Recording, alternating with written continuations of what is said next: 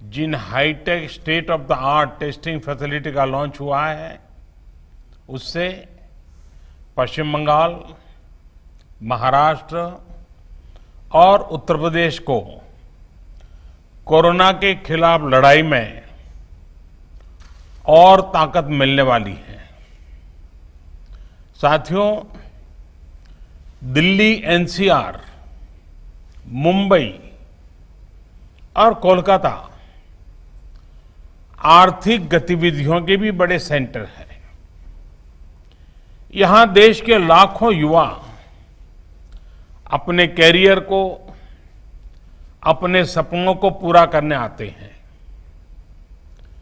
अब तीनों जगह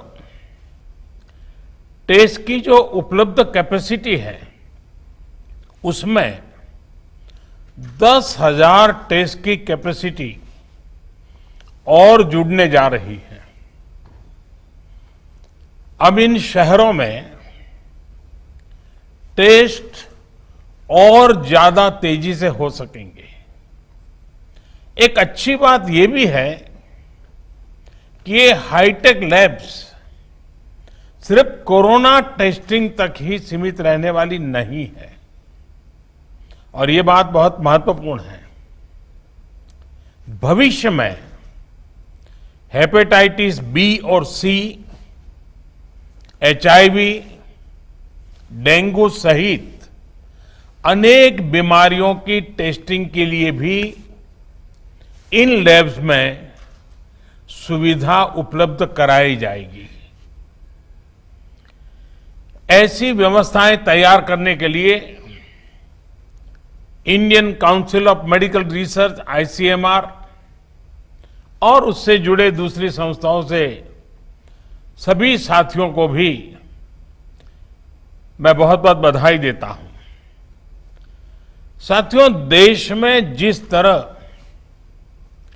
सही समय पर सही फैसले लिए गए, आज उसी का परिणाम है कि भारत अन्य देशों के मुकाबले काफी संभली हुई स्थिति में है। आज हमारे देश में कोरोना से होने वाली मृत्यु बड़े बड़े देशों के मुकाबले काफी कम है। वहीं हमारे यहां रिकवरी रेट अन्य देशों के मुकाबले बहुत ज्यादा है और दिनों दिन सुधार भी हो रहा है। आज भारत में कोरोना संक्रमित होने के बाद ठीक होने वालों की संख्या करीब करीब 10 लाख पहुंचने वाली है। साथियों, कोरोना के खिलाफ इस बड़ी और लंबी लड़ाई के लिए सबसे महत्वपूर्ण था कि देश में तेजी के साथ कोरोना स्पेसिफिक हेल्थ इंफ्रास्ट्रक्चर का निर्माण हो। इसी वजह से बहुत शुरुआत में ही केंद्र सरकार ने 15,000 करोड़ रुपए के पैकेज का ऐलान कर दिया था। आइसोलेशन सेंटर हो, कोविड स्पेशल हॉस्पिटल हो, टेस्टिंग, ट्रेसिंग और ट्रैकिंग से जुड़ा नेटवर्क हो, भारत ने बहुत ही तेज गति से अपनी क्षमताओं का विस्तार किया।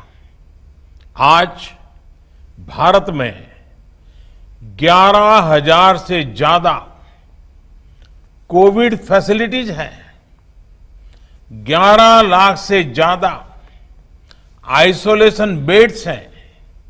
साथियों, जनवरी में हमारे पास कोरोना के टेस्ट के लिए जहां मात्र एक सेंटर था, आज करीब 1300 लैब्स पूरे देश में काम कर रही है। हमें ये भी सुनिश्चित करना है।